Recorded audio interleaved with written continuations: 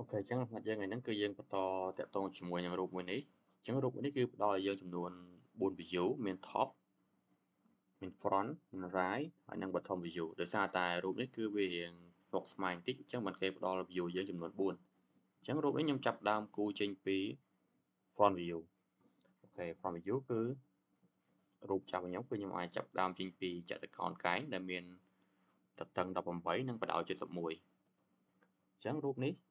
គឺវាអត់មានអីស្មុគស្មាញទេគឺយើងរើស front view ដែរមក18ហើយនឹង71អូខេអញ្ចឹង Smart Dimension អូខេអញ្ចឹងបន្តមកទៀតយើងមើលរង្វង់យើងមាន2រង្វង់នេះគឺ36និង60អញ្ចឹងខ្ញុំគូររង្វង់សិន36 60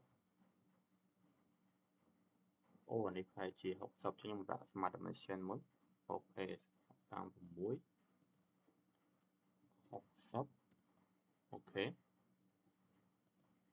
ដូចគ្នាដែរខ្ញុំដាក់ Smart Dimension អញ្ចឹងយើងមើលចម្ងាយពីរង្វង់នឹងមកដល់ខាងក្រោយនេះគឺ120មីលីម៉ែត្រអញ្ចឹងដូចគ្នាដែរខ្ញុំ apply Smart Dimension ហើយអញ្ចឹងមិនខុសពីលំហាត់មុនទេគឺអ្វីខ្ញុំ recommend គឺយើងគួរតែគូររូបណាដែលមាន dimension ធំជាងគេមុនជៀសវាងដល់ពេលយើងកាយទៅវាប៉ះពាល់អាតូចអូខេអញ្ចឹងបន្តមកទៀតប្រវែងនេះគឺ36អូខេខ្ញុំគូរម្ដងនេះអញ្ចឹងមក36ដល់18វាសល់18ដែរ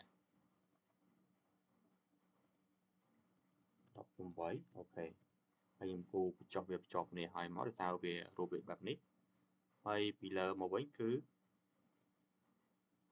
ខោពីចតុកោណចេះហើយខ្ញុំដាក់ dimension តាមក្រោយអូខេឥឡូវបែបនេះខ្ញុំដាក់ឲ្យមើលនេះដើម្បីផ្លាយវាឲ្យវាស្របគ្នាហើយអូខេនេះប្រវែងពីខាងលើនេះ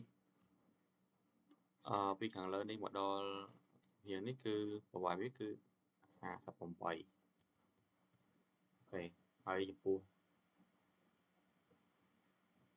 ពីនេះមកដល់នេះគឺ31ឥ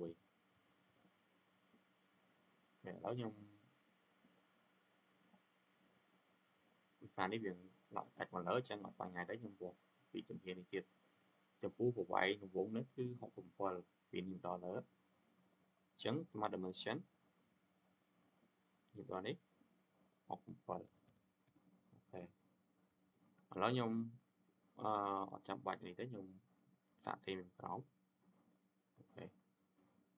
ហើយអាសន្ទូចតម្លាក់វិញហ្នឹងគឺ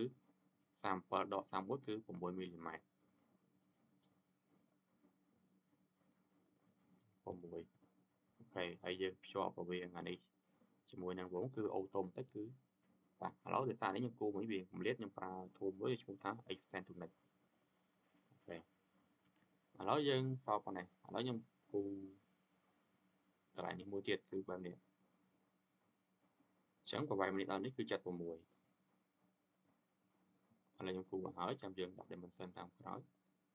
គូរផុតចឹងសិនមកពីនេះមកដល់នេះគឺ76អូខេហើយពីនេះមកដល់នេះ18នេះអូ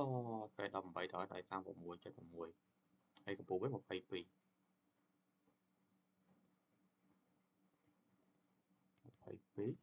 េ